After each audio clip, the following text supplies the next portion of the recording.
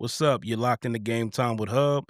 Week 11 is in the books. We finished 12-3, and that pushes the season total to 113, 50-1, sitting about 69.2% on the year. The receipts are kept. The numbers are real. Week 12 is already off and running. Houston took down Buffalo 23-19 on Thursday night. So we'll hit that real quick, then dive into a loaded Sunday slate and the primetime lineup. So today's roadmap: Texans Bills defensive slugfest recap. PM games got Jets Ravens, Steelers Bears, Patriots Bengals, Giants Lions, Vikings Packers, Colts Chiefs, Seahawks Titans, and then in the late window you got the Jags and the Cardinals, the Browns and the Raiders, the Eagles and the Cowboys, the Falcons Saints. Then we close it out with Sunday Night Football, Bucs at Rams, and Monday Night Football, Panthers at the 49ers. So let's cook it up. We kicked off week 12 with the Houston Texans beating the Buffalo Bills 23-19 in Houston, and this was all about the defense. The key factors in this one was, number one, Kellen Bullock had the game of his life. He picked off Josh Allen twice, including the game-sealing interception in the final seconds, with Buffalo driving for a potential go-ahead score. His first pick came right after Houston took the lead in the second quarter and set up a field goal. He also forced a fumble deep in Bills territory that turned into another 3 points. Number two, the Texans pass rush absolutely torched the Bills' protection.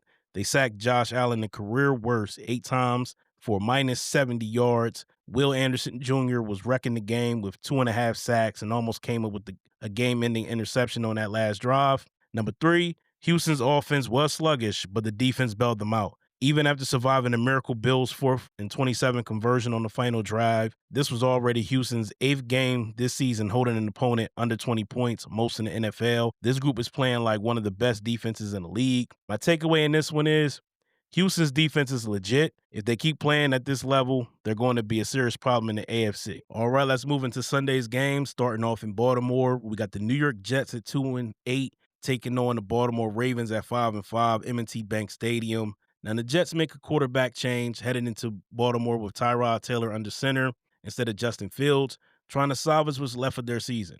The Ravens at 5-5 are fighting through injuries to Lamar Jackson while trying to steady the ship in the AFC playoff race. The key factors in this one is, number one, the Jets' offense reset. With Fields, the Jets were held under 140 net passing yards in 3 of their last 4 games.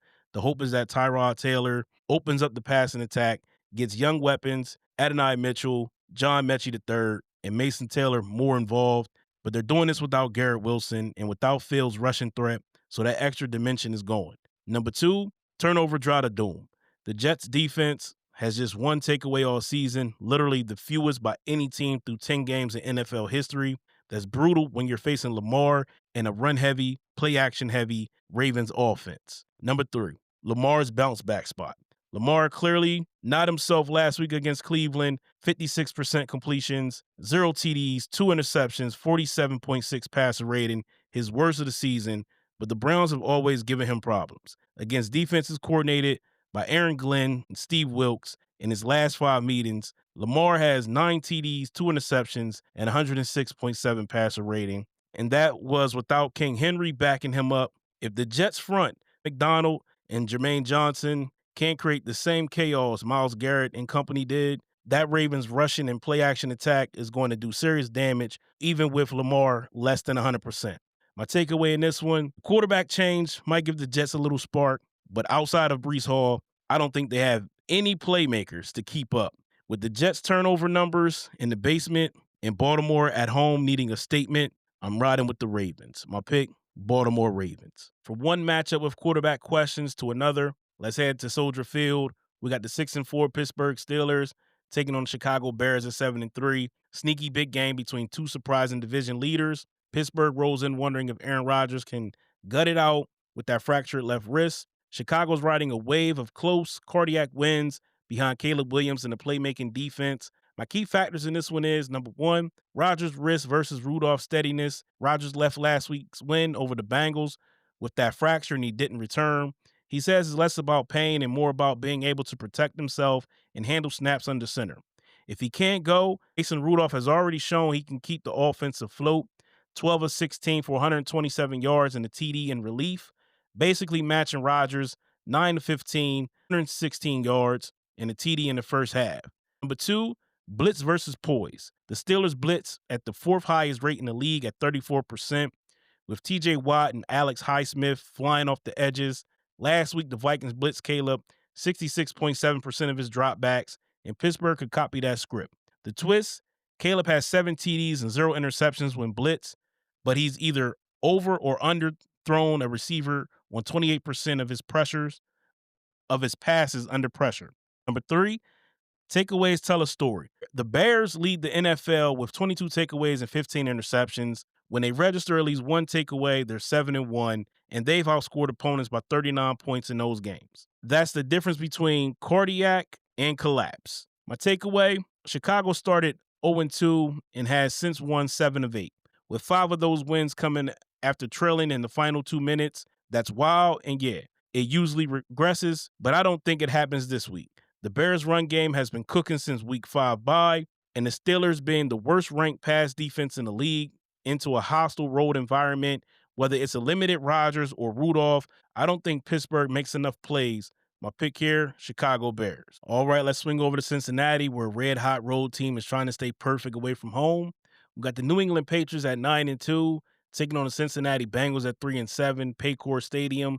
Now, the Patriots at 9-2 are the only team still undefeated on the road at 5-0, trying to keep rolling behind Drake May and a nasty defense. The 3-7 Bengals are hanging on for dear life with injuries, suspensions, and a defensive collapse all hitting at once. My key factors in this one is, number 1, pack the identity. Mike Vrabel has his Patriots preaching pack the identity on the road, effort, finish, and a little extra edge away from home that's showing up in the win column and on tape. Number 2, the Bengals defense in shambles. Cincinnati has allowed 27-plus points in 9 straight games, tying the 1964 Broncos and the 2020 Chargers for the longest single-season streak in the NFL. They're giving up 33.4 points and 418.2 yards per game, both dead last in the NFL, losing cornerback Cam Taylor-Britt to likely season-ending Lisfranc surgery just makes things worse. Number 3, matchup nightmares outside.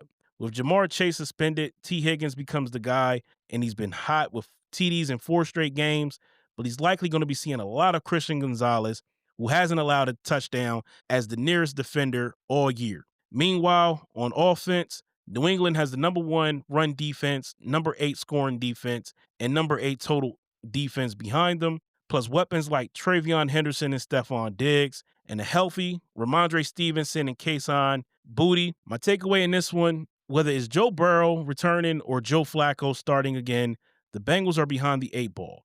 You've got a beat-up secondary, your best offensive player is suspended, and you're facing a locked-in Patriots group coming off a mini-bye.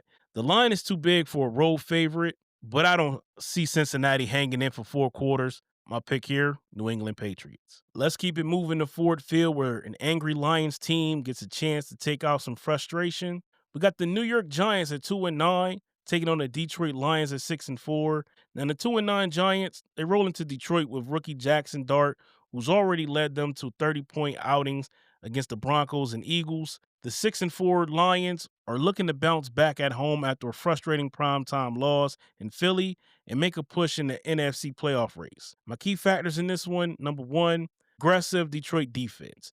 Giants offensive coordinator Tim Kelly calls the Lions defense aggressive. The numbers back it up. Detroit has yet to allow a 300-yard passer or a 100-yard rusher this season.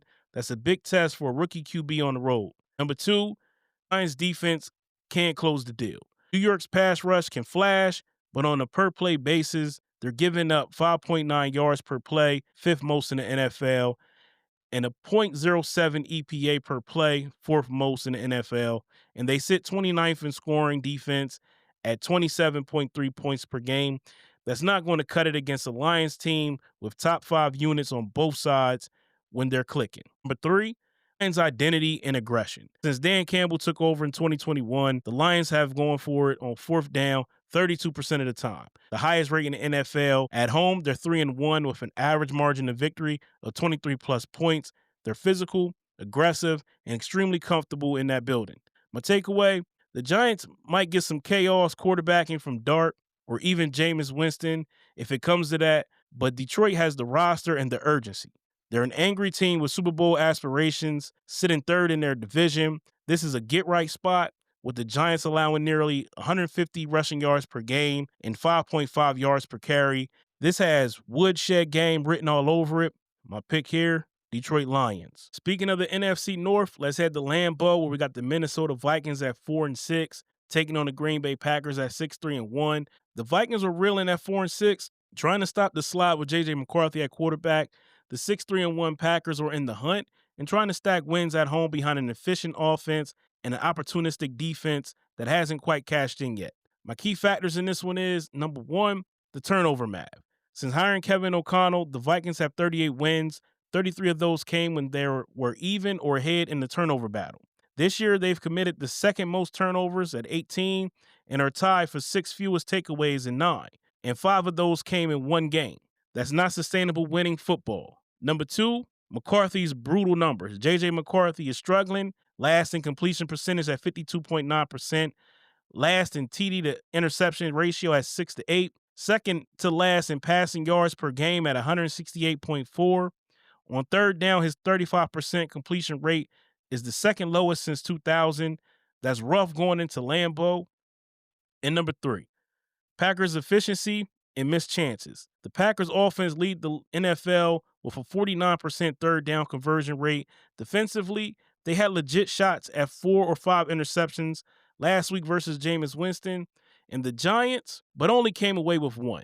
They've got just 4 picks in 10 games after grabbing 17 last season. If they start catching those, games can swing quickly. My takeaway in this one, I get the feeling the Vikings are about to fall off a cliff here. 2 painful home losses, now on the road in Green Bay against an efficient offense. McCarthy's mistake rate is just too high. Even if Brian Flores can mix things up for Jordan Love, I trust the Packers more on both sides of the ball. My pick here, Green Bay Packers. All right, that wraps up the NFC North action. Let's talk about maybe the biggest must-win vibe of the day out in Arrowhead.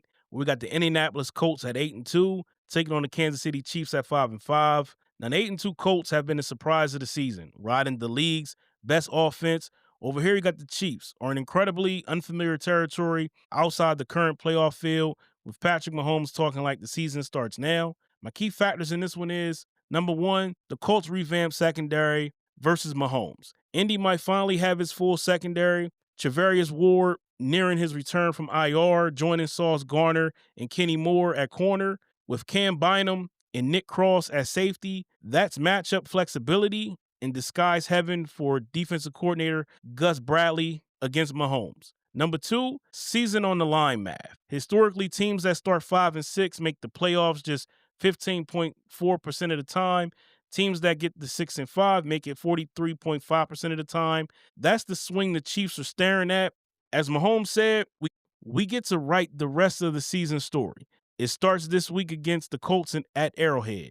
Number three, Daniel Jones regression. Indiana Jones has been turning back into Danny Dimes lately. Over the last 2 games, 4 interceptions, 6 fumbles, 3 of those was lost, and 12 sacks taken. After just 3 interceptions in his first 8 games, the obvious counter is to lean on Jonathan Taylor, but the Chiefs' defense have quietly held 3 of their last 4 opponents to 60 yards rushing or fewer, allowing just 3.3 yards per carry in that span. My takeaway in this one, I could absolutely see the Colts winning a rematch in January, but this spot screams Chiefs to me. At Arrowhead, season on the line, Steve Spagnuolo dialing up pressures, looks, and traps for Daniel Jones. I think Kansas City forces just enough mistakes to get back over 500. My pick here, Kansas City Chiefs. From a must-win, let's head to Nashville, where the Titans are in way over their heads. We got the 7-3 Seattle Seahawks taking on the 1-9 Tennessee Titans. Seattle's missed a chance to beat the Rams last week despite Sam Darnold throwing 4 interceptions. The defense kept them in it. Now they travel to face a 1-9 Titans squad, starting rookie Cam Ward with the worst rushing attack in football. The key factors in this one is, number one, QB rebound spot.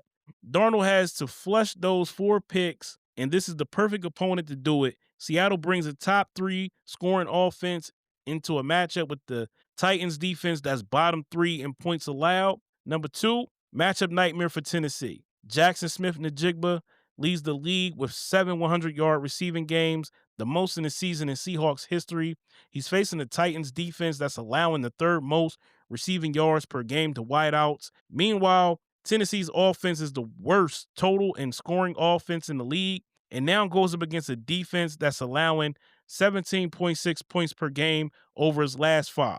With a top 4 pressure rate, despite blitzing at the second lowest rate. Number 3, run game problems. The Titans are averaging just 78.9 yards per game, dead last in the NFL. Interim head coach Mike McCoy wants to get back to earlier season success, but he'll be running into a 6th-ranked Seahawks run defense. My takeaway, Seattle finally lost a road game, but if anything, that just sharpens them for this spot.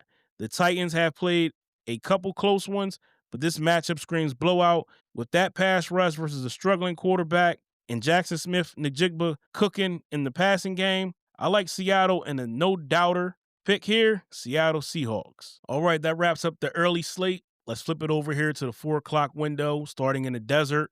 We got the Jacksonville Jaguars at 6-4, traveling to State Farm Stadium in Glendale, Arizona. Take on the Arizona Cardinals at 3-7. Now, the Jaguars are the definition of volatile. Overtime win, epic collapse, then a blowout win in their last 3. The 3-7 Cardinals are trying to clean up penalties and find any kind of rhythm on either side of the ball. My key factors in this one, number 1, the Trey McBride problem. Cardinals tight end Trey McBride is a brutal matchup for Jacksonville. He leads all tight ends with 71 catches, 118 yards, and the Jags defense has allowed the most receiving yards, 694, and 7 most receptions at 64 to tight ends this season. Number 2, Arizona's self-inflicted wounds. Last week, the Cardinals had 17 penalties against the 49ers, including a ton of pre-snap stuff that head coach Jonathan Gannon calls non-negotiable. It's deflating and kills drives before they start. That's not what you want against a Jags offense that can score in bunches. Number 3, post-bye Jags offense. Since the Week 8 bye, Liam Cohen's offense is averaging 31.3 points per game, 4th most in the league in that span.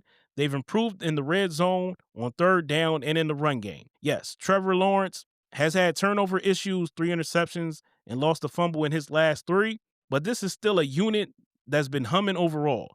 My takeaway in this one, Arizona lost 7 of its last 8 and will once again be without Marvin Harrison Jr. while also missing Amari DiMarcado. Even if Trey Benson returns, I just don't think they can keep pace if Jacksonville plays a clean game. The Jags variance is scary, but I'm betting on the talent and the post-bye offensive surge. My pick here, Jacksonville Jaguars. Next up, we're heading to Vegas for a game that might set offensive football back 10 years in the best possible way. We got the Cleveland Browns at 2-8, taking on the Las Vegas Raiders at 2-8.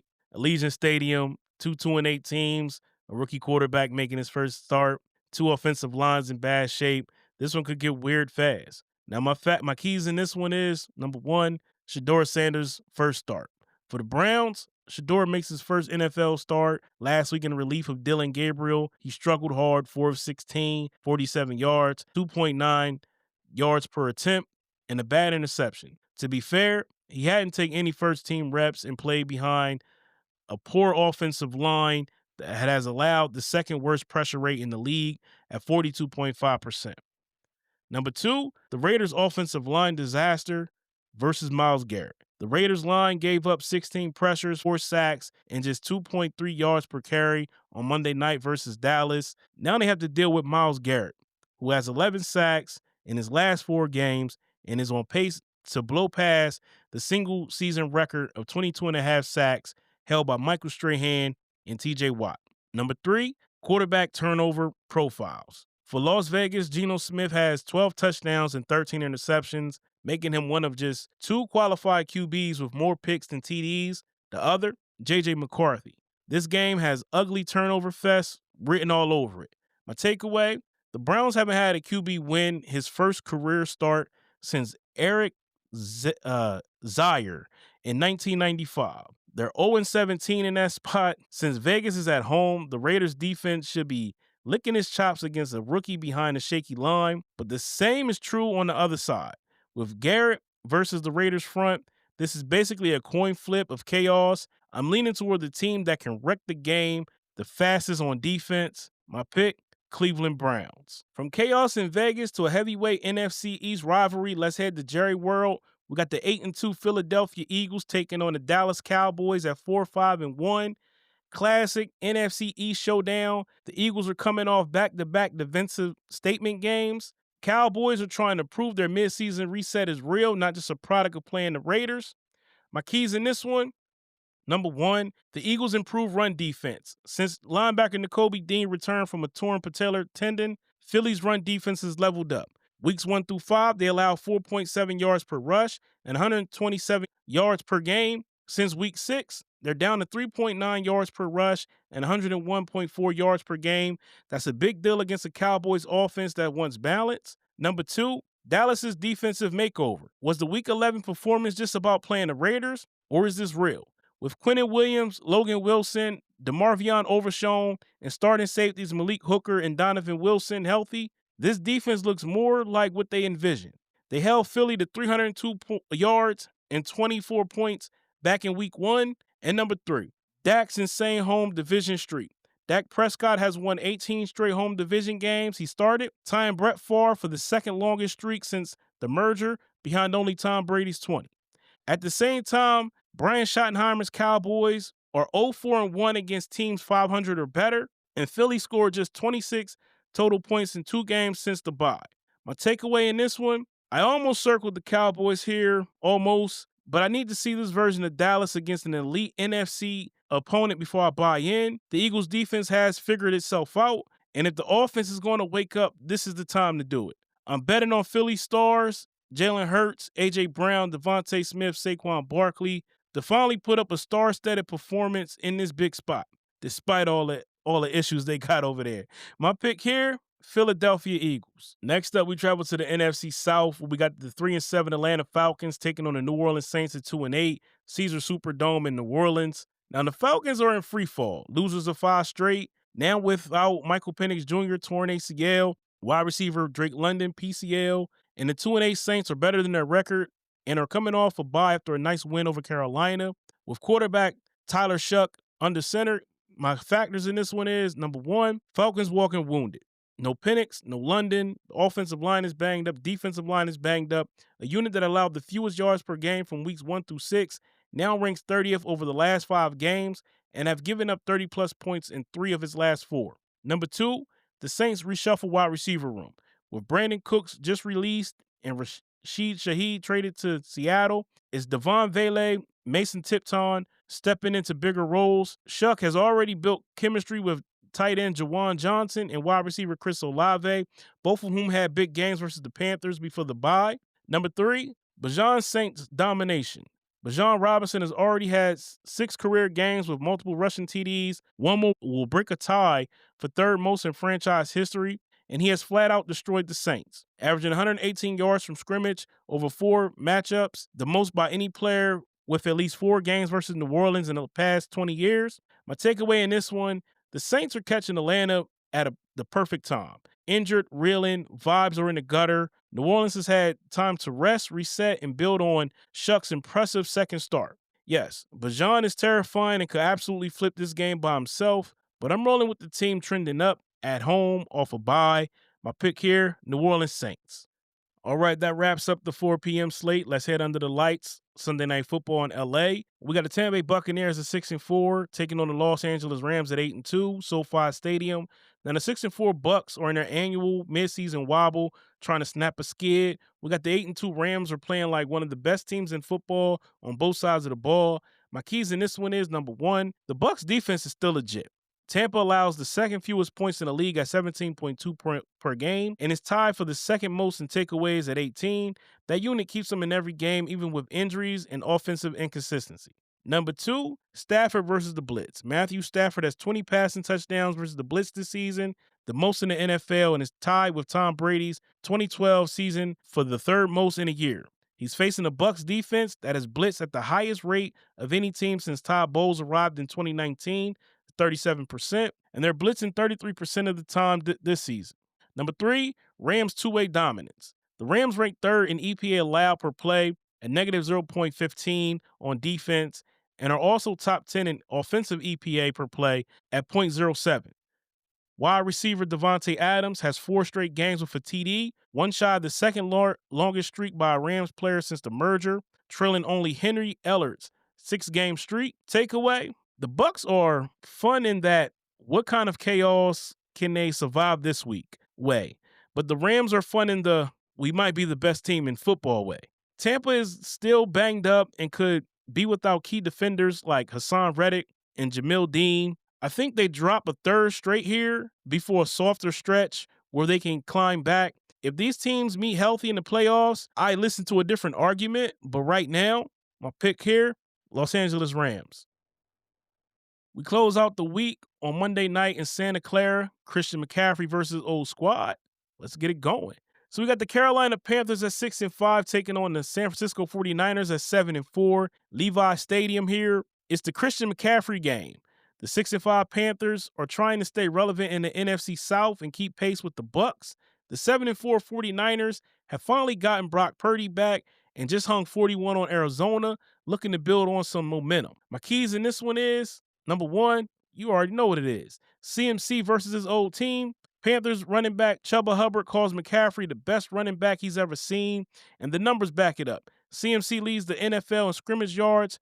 Carolina's 17th ranked run defense has to somehow slow their former number 8 overall pick from 2017. The wild stat, 2017 is also the last year the Panthers won a Monday night game. Number 2, pass rush issues both ways. Neither team is getting home regularly. The Panthers are 25th in pass rush win rate at 33.3% and 31st in pressure rate at 25.1. The Niners are 31st in pass rush win rate at 30.8% and 32nd in pressure rate at 21.5. This game probably comes down to who protects better and who avoids the back-breaking turnover. Number 3, motion versus Carolina's weakness. 49ers use motion at the snap 41% of the time, 4th highest in the league. The Panthers are allowing the 5th most yards per play at 6.2 and the 2nd most yards per game at 141. When opponents use motion at the snap, this is literally what Kyle Shanahan lives for. My takeaway in this one, at 6-5, the Panthers look like a team on a rise, but the point differential says pretender. They have by far the worst point differential of any 500 or better team at -42 and convert just 37% of their third downs, at 24th in the league. San Francisco, meanwhile, seems re-energized with Purdy back. That 41-point explosion versus Arizona was their biggest output since 2023. Against a defense that struggled against motion and the run, giving up 149 rushing yards per game over the last 4 weeks, I expect McCaffrey to go absolutely off in his revenge game. My pick here, San Francisco 49ers. All right, that's the full Week 12 slate. Quick recap of the picks so you can screenshot the receipts. Texans already got it done on Thursday, so we took an L there. We picked the Bills. Now, for Sunday and Monday, Ravens over Jets, Bears over Steelers, Patriots over Bengals, Lions over Giants, Packers over Vikings, Chiefs over Colts, Seahawks over Titans, Jaguars over Cardinals, Browns over Raiders, Eagles over Cowboys, Saints over Falcons, Rams over Buccaneers, 49ers over Panthers. That's the card for Week 12, 113, 50-1 on the season, and we're looking to keep that win rate pushing up. If you're rocking with the show, do me a favor. Hit that subscribe on YouTube at Game Time with Hubb. Follow on TikTok and Instagram at Game Time with Hubb. And tap in on Facebook, same handle, Game Time with Hubb. Audio version is wherever you get your podcasts. Spotify, Apple, Odyssey, you name it. Drop your picks in the comments, tag me in your slips. And as always, it's Game Time with Hubb. We out.